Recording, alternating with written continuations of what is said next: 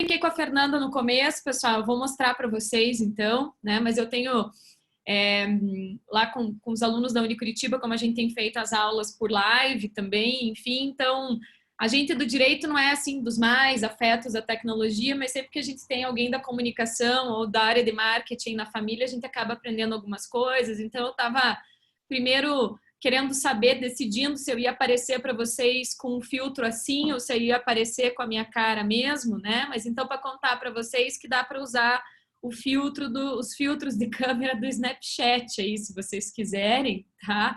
A tal da Snap Câmera. Mas daí eu resolvi que eu acho que ia ficar mais sério para vocês, então eu aparecer como Ana Paula mesmo, né? Mas quero dizer para vocês assim, que eu escolhi até aquela carinha para mostrar para vocês, porque realmente eu estou muito feliz, né, com mais esse convite, poder conversar com vocês a respeito do momento que a gente está vivendo, na verdade. A gente está vivendo uma situação que a gente tem uma série de reflexos nas relações trabalhistas. Eu tenho, nas últimas 2 semanas, eu tenho dormido bem pouco, não só por questões desse regime nosso de teletrabalho, né, da questão da preparação das aulas, da forma de dar as aulas, mas também porque eu advogo na área trabalhista, né, desde que eu me formei, já sou formada aí tem 17 anos, então eu tenho sido bastante demandada por questões de clientes, né, que querem resolver dúvidas aí, querem resolver a situação, vamos dizer assim, dos empregados. Posso, não posso reduzir salário, suspender contrato, como é que tá isso? Então, assim, mais ou menos desde o dia 22 de março, a gente tem, eu diria para vocês, meio que dia sim ou dia não, ou a cada 2 dias, uma medida provisória nova em diversas situações que afetam a área trabalhista. Porque se a gente for considerar medidas provisórias novas, a gente tem mais de uma por dia, né? Mas a gente tem as que têm afetado a área trabalhista e que eu acho que vocês, essa semana especialmente, vocês devem ter visto muita coisa na mídia, né? A respeito, inclusive, de uma decisão envolvendo o ministro Lewandowski na segunda-feira, que ele deu uma decisão liminar. A gente vai abordar um pouquinho isso, tá? Quero dizer para vocês também que vocês podem, eu não tenho problema nenhum em vocês fazerem perguntas, enfim, durante a exposição aí vocês podem mandar no chat, tá? E se vocês quiserem abrir o microfone para fazer perguntas também durante a exposição, vocês estão livres, né? Eu não vou, não me importo com isso, não precisa deixar só para o final, enfim. Então, estejam à vontade aí para proceder como vocês acharem melhor, tá?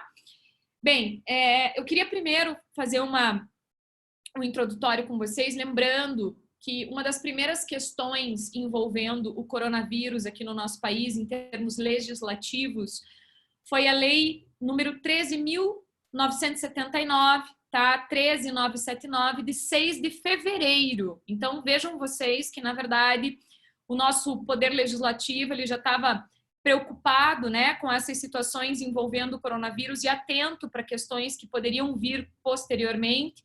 E no dia 6 de fevereiro, então, a gente tem a publicação dessa lei. Ela não é uma medida provisória, é uma lei ordinária, enfim. E lá nessa lei já se define o que seria quarentena, o que seria isolamento, né? E vou dizer para vocês que nesta lei já está caracterizado que quando o trabalhador, especificamente falando do direito do trabalho, então, que quando o trabalhador estiver em isolamento ou em quarentena, isso tem que ser considerado como falta justificada.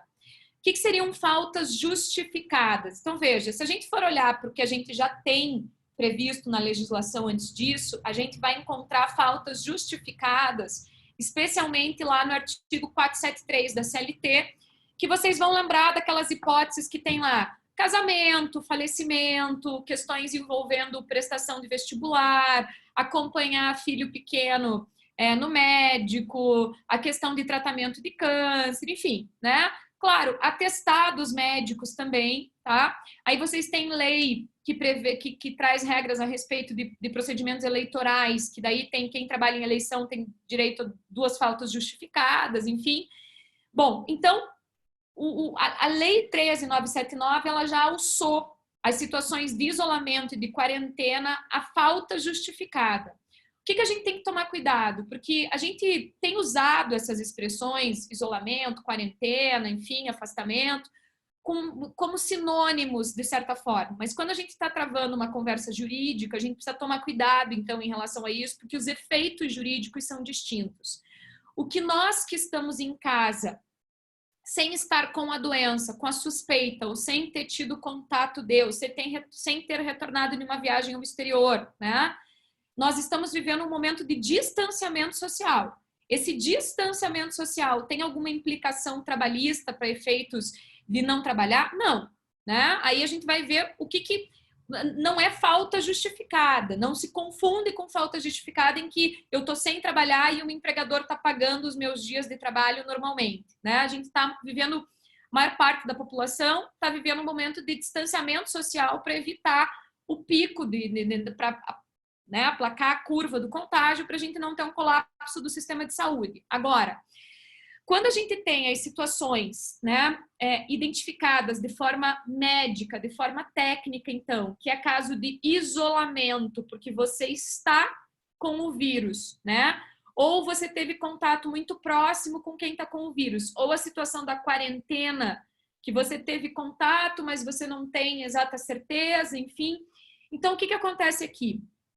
Aqui, pessoal, a gente tem a recomendação, né, de que se o afastamento for de 15 dias, né, se o afastamento for de 15 dias, a obrigação de pagamento é pelo empregador, aquela regra básica de afastamentos previdenciários. Agora, a partir do 16º dia, aí a gente tem, então, um afastamento que o empregador vai ter que encaminhar esse trabalhador, né, para o que a gente chama lá, para o auxílio-doença comum, num primeiro momento, né, para o auxílio-doença comum, para que a gente possa, então, fazer o afastamento previdenciário. Então, isso é super importante, tá? A gente tem em mente, né, que às vezes a pessoa vai ficar, por recomendação médica, ela vai ficar mais do que 15 dias afastada, né?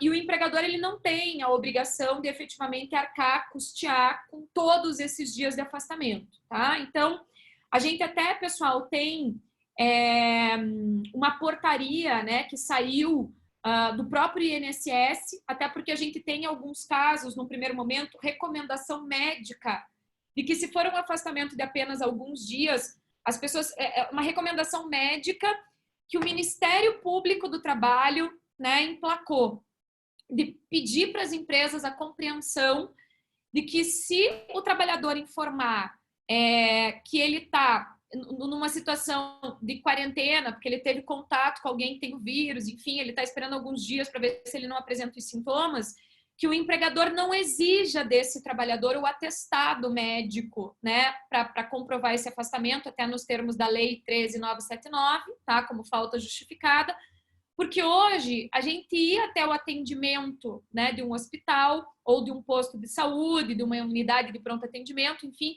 a gente acaba tendo um risco maior de contágio, né? Então, a recomendação médica é que se você tem os sintomas, você não vá, num primeiro momento, a um hospital se você não está se sentindo, se você não está com sintomas mais agudos da doença, né? Tanto é que tem vários médicos, inclusive, que estão fazendo teleatendimento. Acho que vocês devem estar acompanhando isso na mídia também, tá?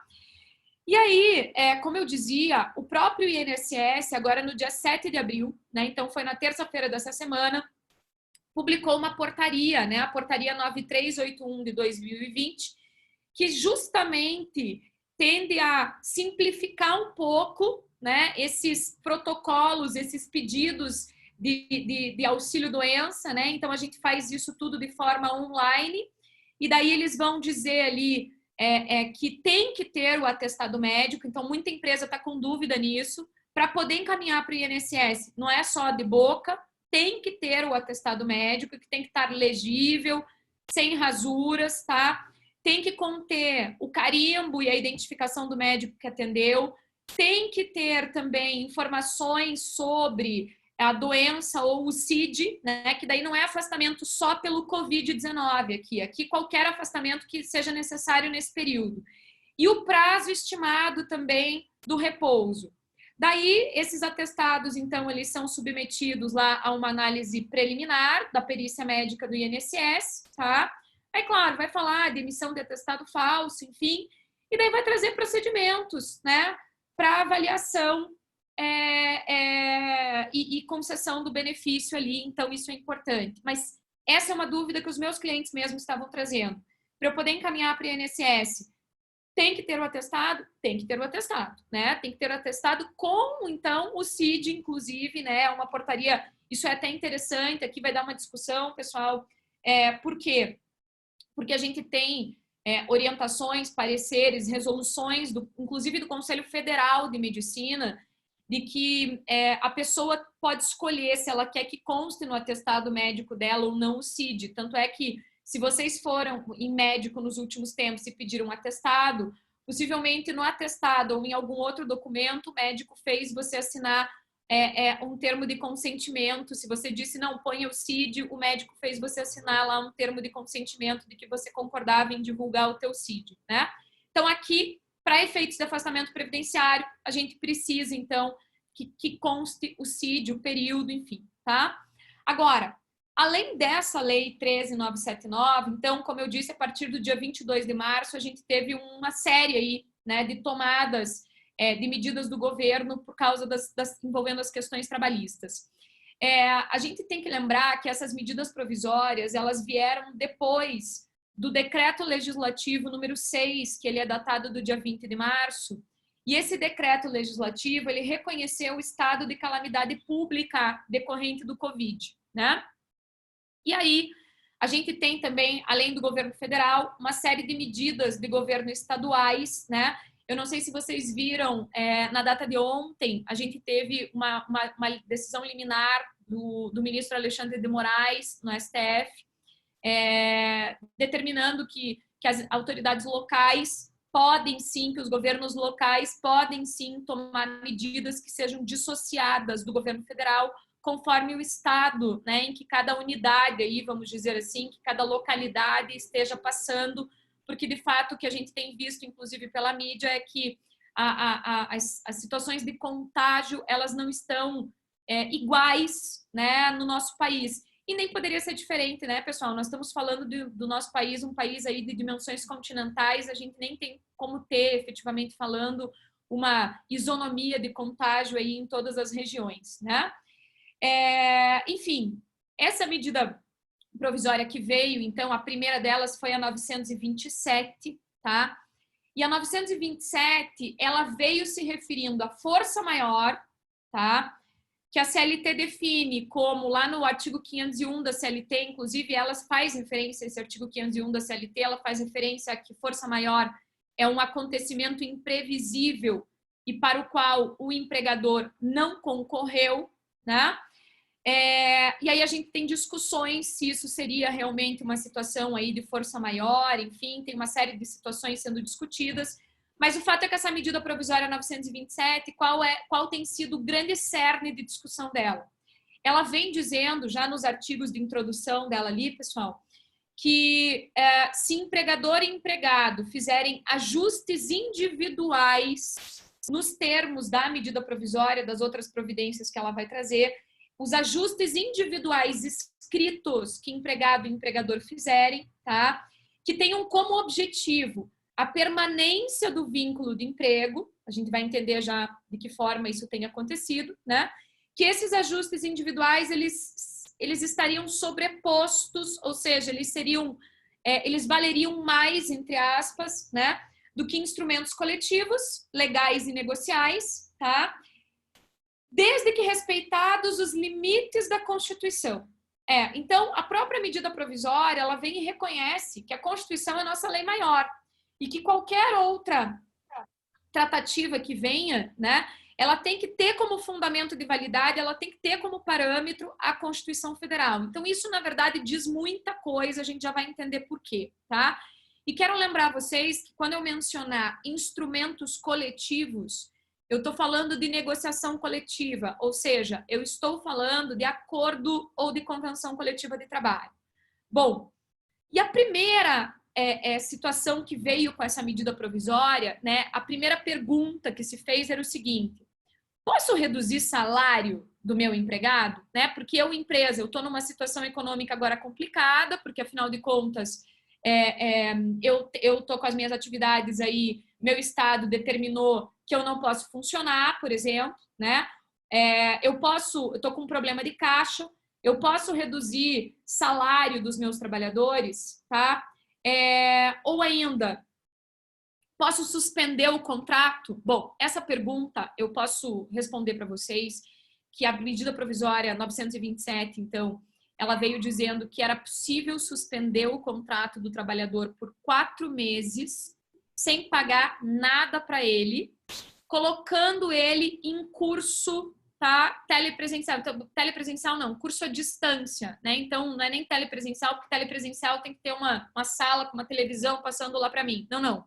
Um curso à distância, efetivamente falando, que poderia ser dado pelo empregador ou o empregador contratar um curso, né, para esse empregado participar. Vejam, pessoal, isso foi de uma tamanha, eu diria assim, insanidade, que o próprio governo federal, na segunda-feira, quando saiu essa medida provisória, então, ele à tarde, ele já estava dizendo pelo Twitter dele, né? Twitter agora é poder legislativo aqui no nosso país, né? Ele já estava dizendo pelo Twitter que ele estava revogando esse artigo 18, tamanha comoção social que em menos de um dia de vigência dessa medida provisória a gente teve, né? Porque esse artigo 18 da MP 927 era absurdo, porque afinal de contas, assim, a pessoa não vai trabalhar, tá? Ela vai estar em curso promovido pelo empregador ou fornecido pelo empregador, curso à distância. Primeiro, a gente tem uma grande massa de trabalhadores que não tem acesso a computador, a internet, né? São pessoas que realmente não têm esse acesso que nós aqui temos, né? Que a gente pode se considerar privilegiado que a gente tem. Segundo, se essa pessoa não vai receber salário, e normalmente nós estamos falando de salários aí menores, que é uma pessoa que possivelmente sustenta a sua família, sustenta a sua casa, não tem dinheiro guardado, não consegue guardar dinheiro, ela vai pagar aluguel como nesses 4 meses? Vou além, que ainda às vezes com o dono, com o proprietário do imóvel, a gente negocia. Não, ela vai comer como, né? Porque 4 meses sem salário é um período muito longo. 1 mês já imagine 4, né? Então, esse artigo 18, ele veio revogado numa medida provisória no dia seguinte, que nem era propriamente de assuntos trabalhistas, mas no dia seguinte ele já veio expressamente revogado aí na medida provisória 928. Bom, o que sobrou da medida provisória 927, então, para os empregadores tentarem trabalhar, num primeiro momento, com esse período de contingência do Covid-19? Bom, primeiro que persistiu a pergunta se eu poderia fazer redução de salário dos trabalhadores. Eu vou dizer para vocês o seguinte, vários clientes, inclusive, me perguntaram isso, vários alunos, né, faculdade, enfim, várias pessoas trocando ideia com colegas aí, professores, advogados. O que a gente percebe do entendimento majoritário e que já era o entendimento majoritário da Justiça do Trabalho?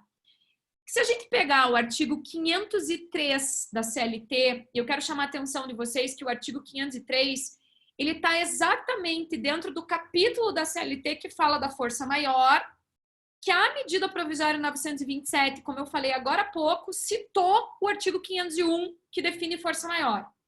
Mas será que porque a medida provisória citou o artigo 501, então ela está considerando válido o artigo 503? Vejam, acho bem perigosa essa conclusão, tá? Por quê? Porque a CLT, nesse artigo que nós estamos falando, a redação dele é anterior à Constituição Federal, tá? Então, é uma redação que é anterior à nossa Carta Maior, né? À nossa Constituição. E qual que é o grande problema? Vamos fazer o link aqui, pessoal, para a gente não perder o foco. A medida provisória 927 veio dizendo: ajustes individuais são válidos desde que respeitem a Constituição. E já há muito tempo, né? Ou seja, a discussão é desde que a Constituição entrou em vigor, que esse artigo 503 da CLT, tá? Que ele não teria aplicação a partir da Constituição de 88, ou seja, ele não teria sido recepcionado. Vamos lá, por quê? Porque o artigo 503, ele fala que em caso de força maior, o empregador pode fazer um ajuste individual com o empregado para redução dos salários em até 25%. Então, pegando o ponto da coisa aqui, por ajuste individual, eu, empregador, poderia reduzir o salário do meu empregado em 25%, tá? Bom, a jurisprudência do TST, dos tribunais, a doutrina, majoritárias, eu não digo uníssonas, mas majoritaríssimas, vem dizendo já há muitos anos que esse artigo não foi recepcionado pela Constituição porque no artigo 7º, inciso 6 da Constituição, quero lembrar vocês que o artigo 7º é aquele que diz assim: são direitos dos trabalhadores urbanos e rurais sem prejuízo de outros que visem a melhoria de condições. Inciso 6. Irredutibilidade do salário, salvo negociação coletiva. Então, a Constituição Federal ela trouxe um marco de que não seria possível fazer redução salarial mais por ajuste individual. Somente seria possível essa redução salarial desde que feita por negociação coletiva, ou seja, por acordo ou convenção coletiva de trabalho, tá?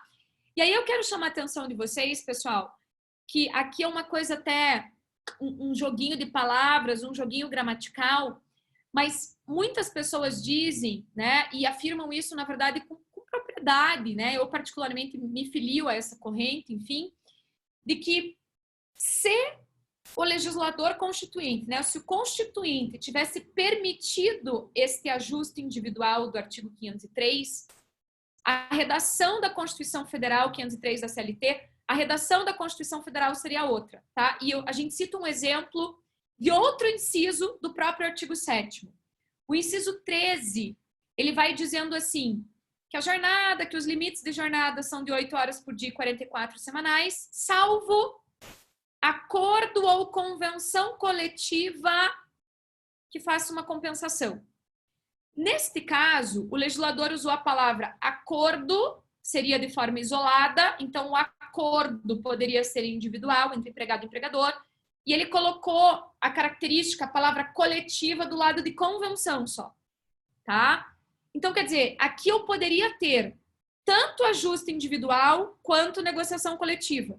E no artigo 7º, inciso 6, o legislador usou a expressão negociação coletiva, ou seja, o gênero negociação coletiva, do qual são espécies convenção e acordo coletivo de trabalho, ou seja, indispensável a presença do sindicato de categoria profissional, suprindo a hipossuficiência do trabalhador, né? Então, essa é a grande premissa que tem sido discutida na Justiça do Trabalho há muitos anos já, e a Justiça do Trabalho tem admitido reduções salariais com redução proporcional da jornada por um interesse individual do empregado, né? Tem sido uma situação que eu posso citar de exemplos para vocês, até um exemplo que eu tenho próximo na minha família.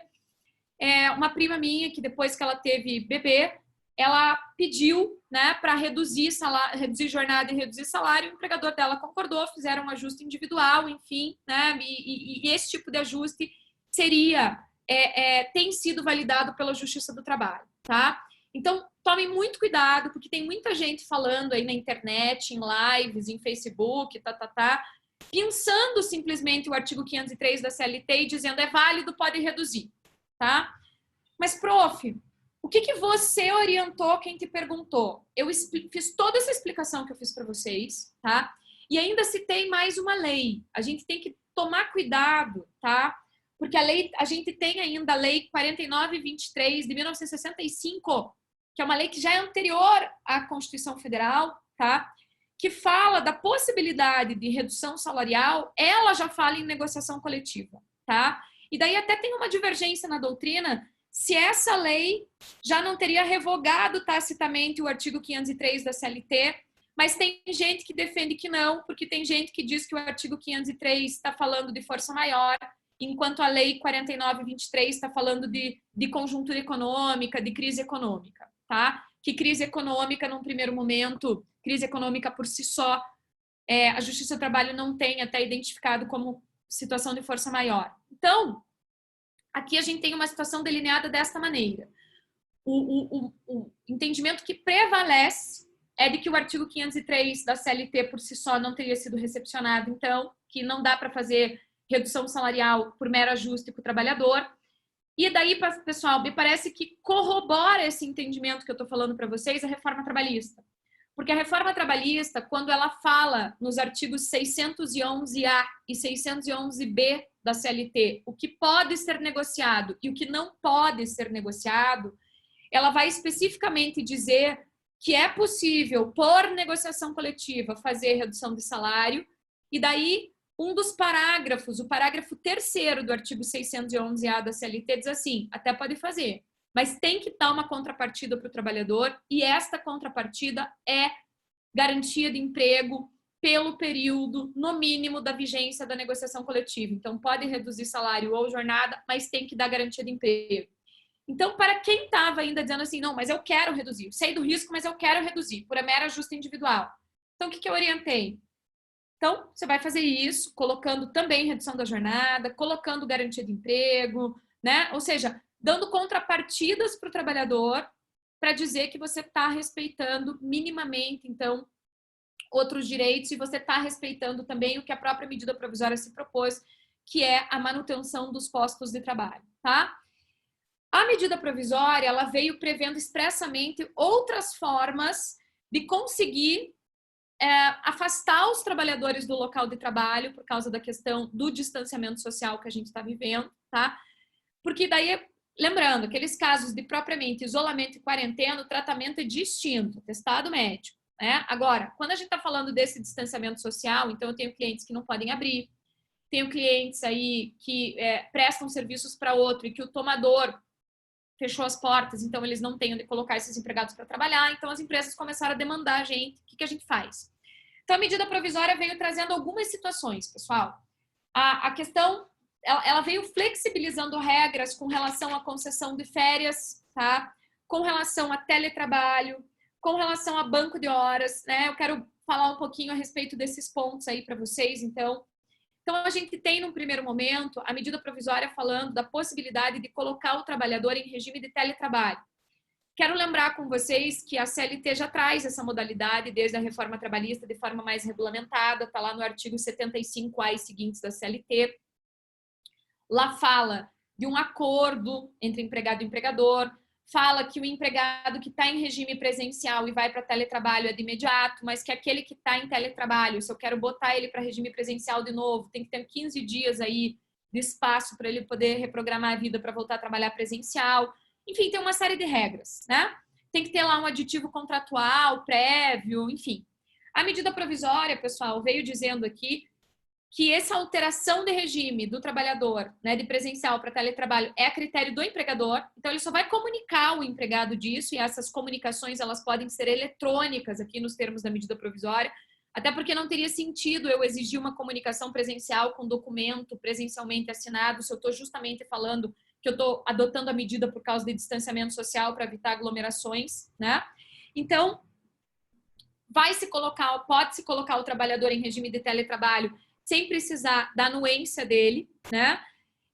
A medida provisória ainda diz que depois que só tem que avisar o trabalhador com uma antecedência mínima de 48 horas, tá? E que tem um prazo de 30 dias, tá? Que pode ser feito, eu posso fazer esse ajuste previamente ou posso fazer esse ajuste no prazo de 30 dias da mudança do regime para teletrabalho, um ajuste, né, falando sobre a questão da aquisição de materiais que a pessoa precisa para trabalhar em casa. Então, a questão de computador, de internet, vai ficar a cargo do empregado ou do empregador a aquisição disso. Então, vamos fazer esse ajuste aí, né, nesses termos que eu acabei de falar para vocês, tá? E uma outra situação que os clientes, né, e mesmo as pessoas têm me perguntado bastante é o seguinte: e a jornada? E a jornada desse trabalhador? Esse trabalhador tem direito à hora extra? Olha, pessoal, existe uma tendência, desde a reforma trabalhista, a se dizer que quem está em teletrabalho está inserido lá no artigo 62 da CLT, porque a própria reforma trabalhista inseriu o inciso 3 nesse artigo para dizer que os trabalhadores em teletrabalho estariam inseridos nesse regime, tá? Quero que vocês tomem cuidado, porque esse artigo 62 da CLT, ele diz assim: estão excluídos das regras previstas no presente capítulo. E qual é o capítulo? É o capítulo duração da jornada, que vai do artigo 57 até o 75 da CLT, e que tem lá limite de jornada de 8 horas por dia, tem o intervalo intra-jornada, tem o intervalo inter-jornada, então o intervalo durante a jornada, o intervalo entre uma jornada e outra, tem trabalho noturno. Então o trabalhador que está inserido na regra do 62 da CLT não tem direito a nada disso. Então não tem direito a hora extra, prof. Não tem direito a hora extra, mas também não tem jornada controlada, não tem direito a intervalos, não tem direito a adicional noturno, nada disso, porque ele está excluído do capítulo duração da jornada. E aí tem gente que afirma que o teletrabalho pode se incluir nisso por causa da disposição, né, da reforma trabalhista. Ok, até concordo, realmente se eu não tenho controle nenhum em relação às atividades e a forma como a pessoa está realizando o teletrabalho, tudo bem. Agora a gente sabe que hoje, em termos de tecnologia, a gente tem sistemas que controlam até a quantidade de toques que a pessoa deu no sistema para realmente verificar que ela está trabalhando, né? Tem empresas que, mesmo a pessoa estando em teletrabalho, adotaram regimes de controle de jornada dessas pessoas, né? Bater ponto eletrônico lá pelo sistema, um aplicativo de ponto. Ora, se eu estou controlando a jornada do meu trabalhador e ele trabalhar mais do que os limites legais, ele tem direito a receber hora extra, sim, né? Então, não é porque veio a medida provisória falando do artigo 62.3 que está todo mundo fora de qualquer regra de jornada de trabalho. Não, vai depender do regime que o empregador está aplicando aí para este caso, tá? Aí a medida provisória veio também possibilitando antecipação de férias individuais. Aqui, pessoal, eu quero... O que seria antecipação de férias individuais? Então, vocês sabem que a pessoa tem que trabalhar 12 meses para adquirir o direito a férias. E a gente sabe que seria possível, no curso desses 12 meses que eu estou adquirindo o direito a férias, então, por exemplo, já trabalhei 6 meses na empresa, já adquiri 6 dozeavos de férias, ou seja, o correspondente é 15 dias de férias, porque se eu tenho as férias integrais, eu tenho 30, então se eu já trabalhei 6 meses, eu já teria adquirido o direito a 15 dias de férias. Que o empregador pode me incluir nas férias coletivas. Isso já era possível pela própria CLT, tá? Mas o que a gente via acontecendo muito na prática, assim, às vezes o trabalhador está endividado e ele chegava e pedia, tá, para o empregador, que o empregador tá lá com 10 meses já de direito adquirido a férias. Ele vinha e chegava para o empregador, viu, você não pode me dar férias porque eu tô com um problema de dinheiro, ou às vezes a pessoa quer programar para acompanhar, tem um parente seu que vai fazer uma cirurgia, a pessoa quer programar para ficar em casa para acompanhar a recuperação do parente, uma série de situações. Veja, a gente sempre disse, a gente sempre orientou as empresas que como a CLT só trazia a possibilidade de antecipar férias para férias coletivas, que essa antecipação de férias individuais não era possível. E me parece que agora a medida provisória 927, ela deixou bem claro isso, que na regra geral, situação normal, eu não posso antecipar férias do trabalhador. Agora, por causa do Covid, a medida provisória tornou isso possível. Então, esse cara que tem 6 dozeavos de férias adquirido já, eu posso já matar essas férias dele e dar 15 dias de férias para ele ficar afastado, então, do local de trabalho e dos demais colegas, para cumprir o afastamento social? Sim, eu posso.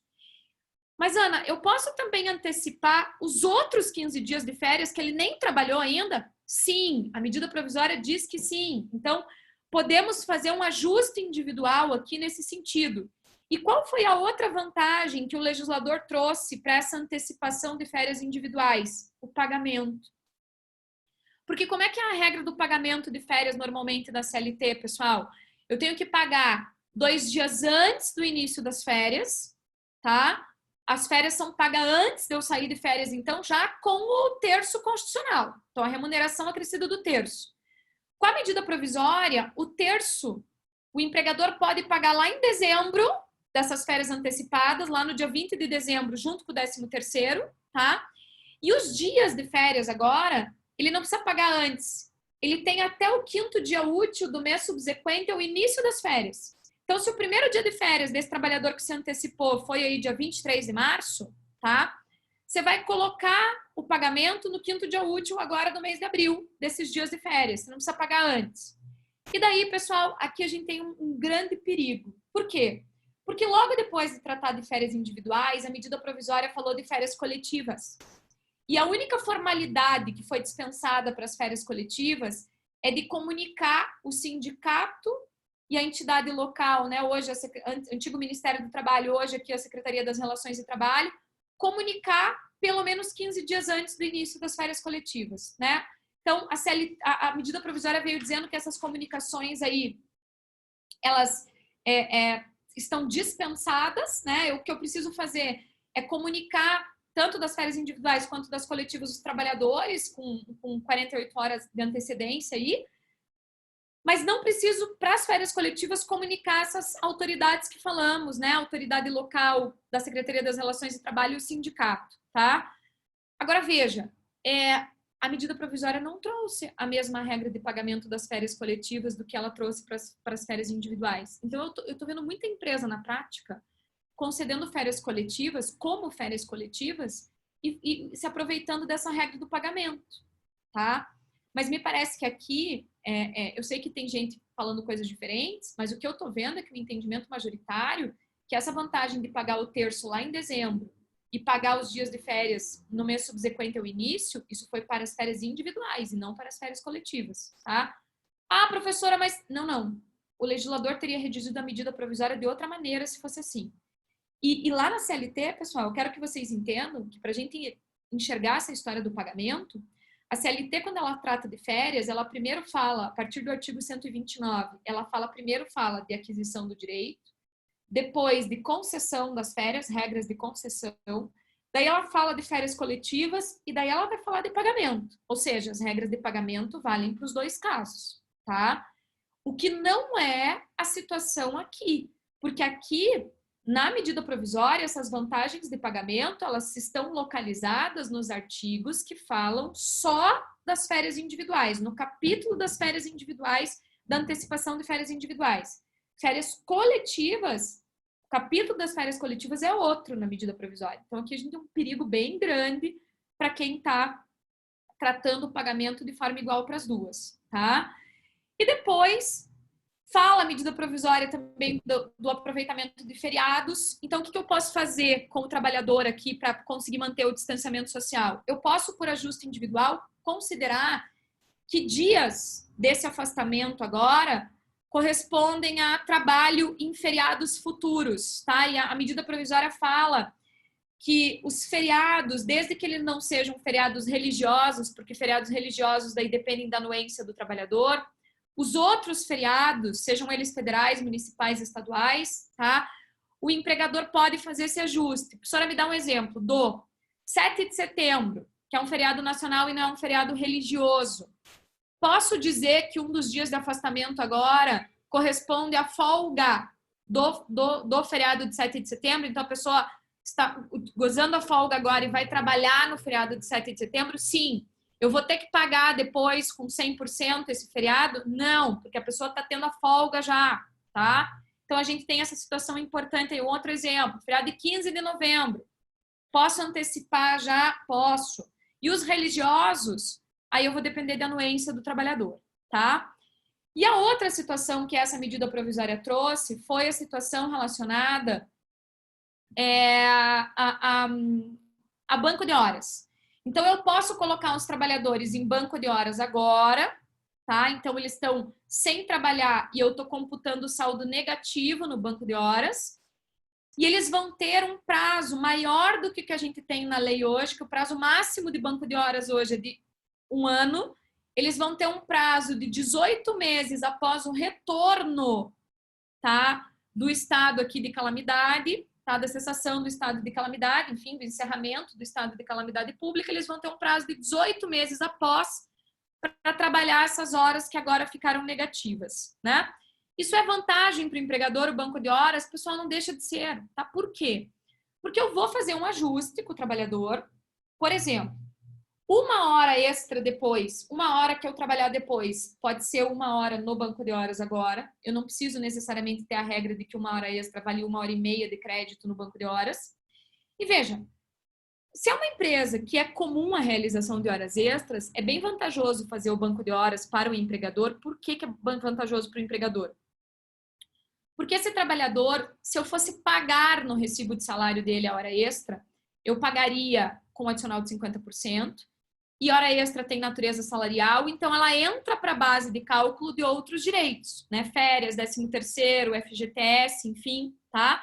Agora, se eu estou fazendo um sistema de banco de horas, então eu não vou pagar essas horas, a pessoa vai compensar, ela vai trabalhar depois para zerar esse saldo negativo que está sendo criado agora, então eu não vou pagar nada em folha para ela como hora extra, então eu também não tenho encargos trabalhistas e encargos fiscais sobre essas horas extras depois, né? Então a gente tem uma vantagem financeira aqui também, tá? Com relação a outras disposições dessa medida provisória, que eu acho interessante só citar para vocês, e que tem algumas questões ali também de parcelamento, né, pagamento a posteriori do FGTS. Então, o FGTS dos meses agora de março, abril e maio, o empregador pode pagar a partir de agosto desse ano, tá? E também é interessante mencionar para vocês, tem mais algumas coisas lá, mas dado o nosso tempo, o que é interessante eu mencionar para vocês é o seguinte: algumas empresas, então a medida provisória saiu na noite, de domingo para segunda, né? Ela se tornou vigente a partir de segunda-feira, dia 23. Algumas empresas na sexta já tinham comunicado os empregados, ó, a partir de segunda-feira, férias, tá? A medida provisória, ela vem dizendo lá no artigo 36 que as medidas que tiverem sido adotadas pelos empregadores nos termos da medida provisória, porque ela já vinha sendo anunciada, né? Que as medidas que forem tomadas nos termos da medida provisória, no período de 30 dias anteriores, elas estão valendo, né? Porque numa situação normal, para férias individuais, quantos dias antes que eu tenho que comunicar ao trabalhador? 30 dias antes, pelo menos. Então, aqui está valendo 48 horas. Então, mesmo quem comunicou, quem fez isso nos 30 dias anteriores à medida, está válido, está convalidado, está plenamente aí ok, de acordo com essa situação de calamidade, tá? Alguém tem alguma pergunta, alguma dúvida diante disso que a gente conversou que queira me fazer já? Peraí, deixa eu abrir o chat aqui. A Jane está me falando alguma coisa. A questão do FGTS, Jane, ó, você bem específica com você, querida. A questão do FGTS está lá no artigo 19 dessa medida provisória e vai dizer para vocês que as competências de março, abril e maio, tá? Elas podem ser pagas, então, tem normas ali já, enfim, depois tem que ver formalidades junto à Caixa, o sistema do recolhimento do FGTS, mas elas vão ser pagas a partir de agosto desse ano, sem nenhum acréscimo, sem juros, sem multa, enfim. Então, postergou, não é que tirou o direito, só postergou o pagamento pelo empregador, tá? Benefícios, Rafaelinha está me perguntando aqui, benefícios para quem está trabalhando em casa. Veja, vale transporte efetivamente não tem que pagar, né? Eu acho que é bastante, isso tem sido perguntado mesmo. Agora, para quem está em regime de teletrabalho, vale transporte não paga mais, porque afinal de contas o vale transporte é para se deslocar, casa, trabalho, trabalho, casa, né? E se eu estou em casa, eu não tô precisando me deslocar para a empresa. Agora, vale refeição, aí o entendimento majoritário que vale refeição, vale alimentação, enfim, esses benefícios eles têm que ser mantidos, tá? Assim como o benefício tipo plano de saúde, tudo que o meu contrato está vigente, tá? Prof, eu não entendi muito bem a questão do pagamento do salário. Meu esposo entrou em 10 dias de férias, mas não pagaram o salário. Veja, pagamento de salário não alterou nada, tá? O que ele trabalhou efetivamente falando, tá? O que ele trabalhou, ele tem que receber no prazo de lei até o 5º dia útil do mês subsequente ao vencido com relação a salário. Gente, FGTS não é descontado do salário do trabalhador, tá? Quem paga o FGTS é o empregador. É só vocês olharem lá o artigo 15 da Lei 8.036 de 90, tá? Então, cuidado com essa afirmação, né? Eu sei que na prática muita gente acaba pensando equivocado, mas o FGTS não é descontado do olerite do trabalhador, não. Eu sei que é confuso, porque você olhando lá no olerite, ele está num campo do lado de onde aparece desconto de INSS e eventual imposto de renda, mas o FGTS não é descontado, ele é creditado pelo empregador, tá?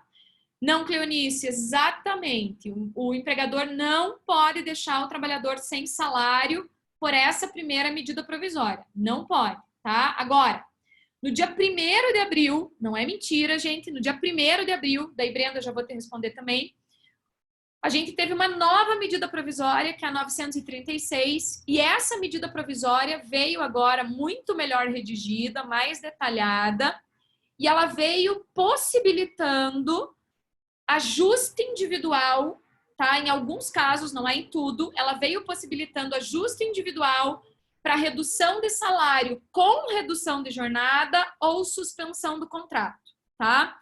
Essa medida provisória, pessoal, também é decorrente do estado de calamidade e ela veio, falando aqui, gente, instituindo, inclusive, o pagamento do tal do benefício emergencial, tá? Então, quem estiver dentro dos termos da redução da medida provisória, enfim, quem for feita essa redução ou suspensão do contrato, vai receber uma contrapartida da União. Este benefício emergencial, ele tem como base de cálculo, só base de cálculo, é bom frisar isso, os parâmetros dos valores do seguro-desemprego. Então, qual que é o valor máximo hoje de seguro-desemprego, pessoal? R$ 1.813,03. Então, quem tiver redução de jornada proporcional à redução salarial e suspensão do contrato, tá? Qual que é o valor máximo que essa pessoa pode receber ou que será a base de cálculo da redução dela? 1.813. Aí eu tenho que calcular conforme as regras do seguro-desemprego. Agora, eu tenho que, para poder receber esse benefício emergencial, eu tenho que preencher as carências do seguro-desemprego, enfim? Não tem, tá? Mas e se eu estou recebendo seguro-desemprego? Daí eu não posso me cadastrar no benefício emergencial, nem nesse, nem nos outros que foram lançados, tá?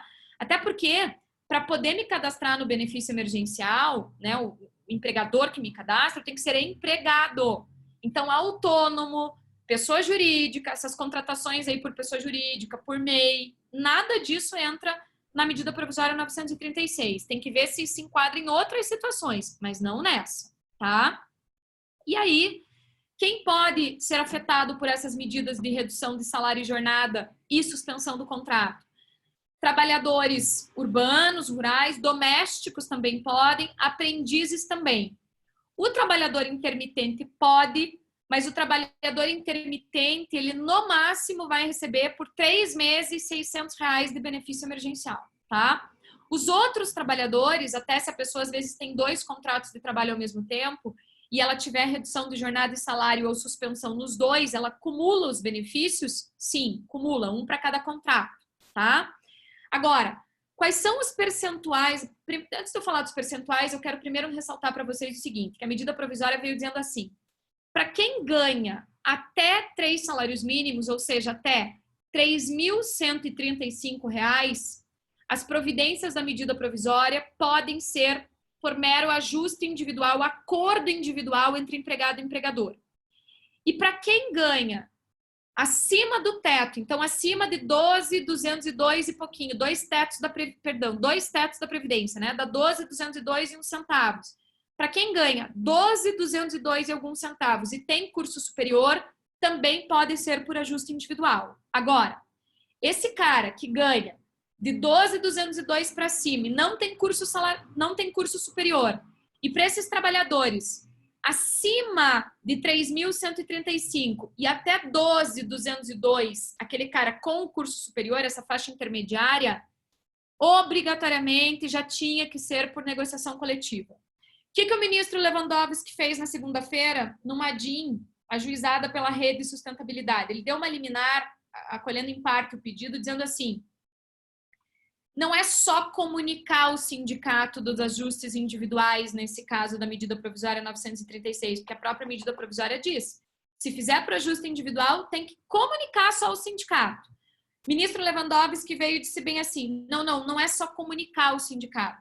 Vocês precisam fazer o protocolo dessa questão da redução de salário e jornada ou suspensão no sindicato, e se o sindicato não se manifestar em 10 dias, tá? Na inércia do sindicato, entende-se que o sindicato concordou com tudo.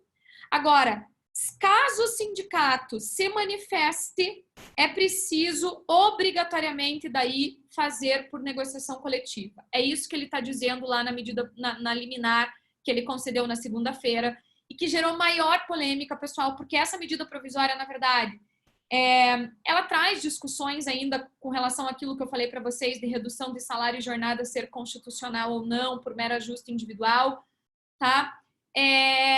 A gente tem uma corrente que defende isso para essa medida provisória também. Eu já vou explicar para vocês porque a minha opinião não é essa, para esta medida provisória específica, tá? Mas o fato é que isso gerou uma comoção social tão grande, pessoal. E tem empresas que já estavam fazendo a redução de salário e jornada e suspensão dos contratos resolvendo demitir os empregados, tá? Que esta liminar tinha sido pautada para ser apreciada pelo Pleno no dia 24 de abril, e o ministro Dias Toffoli, daí na terça-feira, então a liminar foi na segunda, 7 e pouco da noite, e na terça, o Dias Toffoli antecipou o julgamento para a semana que vem, no dia 16 de abril, para vocês terem uma noção da comoção social disso, tá? O fato é que, por que eu não concordo nesse caso com essa medida provisória que a redução salarial não possa ser por mero ajuste individual? Porque a medida provisória, pessoal, além de trazer redução salarial com redução de jornada ou suspensão de contrato por ajuste individual, para esses parâmetros que eu falei para vocês, ela tem que tem que ser mantido o valor do salário hora do trabalhador, então não tem uma redução efetiva do salário, porque o valor hora do salário é mantido, proporcional, então, salário e jornada, o valor hora do salário dele é mantido, tá? Tem o benefício que vai receber do governo aí, o benefício emergencial, tem garantia de emprego para o trabalhador. Então, quer dizer, tem uma série de ônus e bônus aí, e os bônus, né, compensam num primeiro momento essa questão da suposta redução salarial. É claro que quem mais vai sentir no bolso isso aqui é quem ganha mais do que 3.135, porque para algumas faixas que ficam acima disso, somando o que eu vou receber do empregador com o benefício emergencial, eu vou ganhar mais por hora, vamos dizer assim, tá?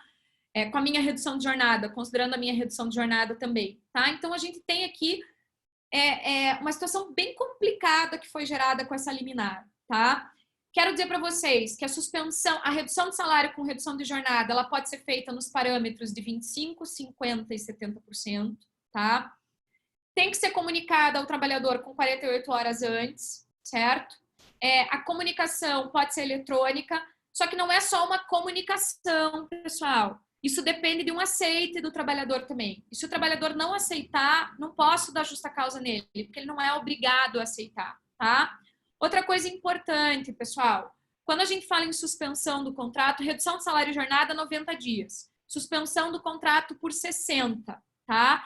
E essa suspensão do contrato, ela pode envolver 100%, né, do benefício. Então, eu vou, se o contrato está suspenso, eu não estou trabalhando, eu não posso nem estar em teletrabalho, eu vou receber tudo do governo, né? Aí sim a gente pode ter uma sensibilidade maior com relação ao valor que a pessoa recebe. Só quero lembrar vocês que a medida provisória está baseada em manutenção de renda e não do salário propriamente do trabalhador, tá? Porque na suspensão do contrato ele vai receber só o benefício emergencial, a não ser as empresas que tiveram um faturamento, uma receita bruta superior a 4.800.000 no ano de 2019, que essas, além de o trabalhador receber o benefício emergencial, as pessoas vão ter que, as empresas vão ter que pagar uma chamada ajuda compensatória de pelo menos 30% do salário desse trabalhador. E essa ajuda compensatória, ela não tem natureza salarial, não tem cargos trabalhistas, não tem cargos fiscais. E para empresas que estão incluídas ainda em regime de lucro real, tem incentivos fiscais, elas conseguem abater disso do pagamento de tributos lá, tá? Agora, posso eu, que não tenho, que sou um empregador que não tive esse faturamento de 2019 superior a 4.800.000, posso eu, além, no caso da suspensão do contrato, pagar essa ajuda compensatória? Posso. Outra coisa, durante o período de suspensão do contrato, o empregador tem que manter os benefícios. Então, vale transporte não vai manter, porque eu não estou me deslocando, mas plano de saúde, se for vale alimentação, que é aquele que eu uso no mercado, tal, aquele tem que manter. A discussão está no vale-refeição, tá? A discussão daí estaria no vale-refeição, mas me parece que dá para defender que o vale-refeição ele é pago para a pessoa se alimentar porque ela está trabalhando lá, né? Então ela precisa dá para defender que não teria também, tá? Então, aqui a gente tem uma polêmica muito instaurada com relação a essa decisão, né, do ministro Lewandowski, tá? Por quê? Até porque na semana anterior, o ministro Marco Aurélio, referente à medida provisória 927, tinha deferido uma liminar dizendo que ajustes individuais feitos em tempos de corona, agora em estado de calamidade, têm que ser analisados de uma forma diferente do que numa situação normal, tá? Então, a gente tem que tomar cuidado aqui com o que vai acontecer com esses julgamentos aí no Supremo na semana que vem, a gente tem que ficar atento, tá? Sim, uma segurança jurídica enorme, Rafaela, tá? Porque se o sindicato não aceitar o acordo individual, a gente tem que fazer negociação coletiva com o sindicato, e se o sindicato não fechar a negociação coletiva, é um grande problema, mas daí me parece o seguinte, que daí o sindicato se recusou. Daí eu, como empregador, então, eu posso instaurar, manter o ajuste individual mesmo, tá?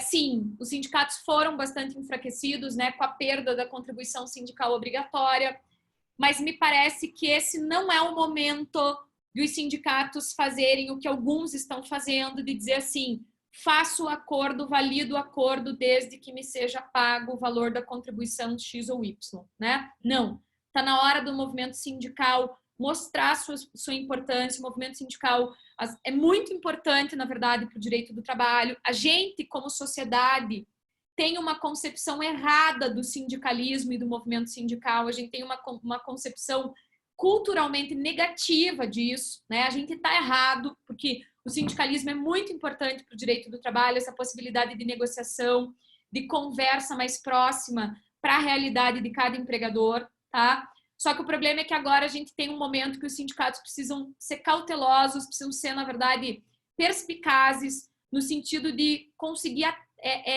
fazer o que a gente chama até de, entre aspas, um marketing positivo. Ou seja, estou colaborando para a retomada da economia, para que o nosso país realmente não caia numa crise econômica muito severa. Ou seja, eu não posso ser o entrave agora. Eu tenho que tentar, é claro, porque tem muito empregador também, pessoal, fazendo muita coisa errada. O sindicato também não é obrigado a aceitar tudo e nem deve, né? Então, eu acho que a gente tem que agora analisar bem esse momento que a gente está vivendo, porque acho que é um momento que vai ser decisivo aí para a sociedade passar a enxergar o movimento sindical com outros olhos e dar importância efetiva a essa situação, então, da atuação do papel dos sindicatos nas relações trabalhistas, tá? Pessoal, em linhas gerais, né, eu consegui falar aí de vários assuntos com vocês, enfim, acompanhem o julgamento dessas ADINs semana que vem no Supremo, tem um julgamento na quarta e outro na quinta, tá? Essa ADIN especificamente da questão sindical aí é na quinta-feira, é a ADIN 6363, tá? E queria agradecer mais uma vez, aí o convite para participar dessas falas com vocês, tá? Me coloco aí à disposição para, se vocês quiserem uma fala posterior até o julgamento das ADINs, enfim, a gente pode conversar, tá? E aqui só deixa eu responder, o João me perguntou assim, se o empregador pode dispensar. Veja, João, o empregador não vai poder dispensar por justa causa, tá? Dispensar sem justa causa, eu vou dizer para vocês que, num primeiro momento, o empregador ele é livre para dispensar sem justa causa, só que não pode ser uma dispensa discriminatória, né? Tá bom? Então, eu vou encerrando a minha fala por aqui, tá? E vou encerrando a minha fala por aqui e fico aí à disposição de vocês e agradeço mais uma vez, então, tá? Fernanda, devolvo a palavra aí para vocês.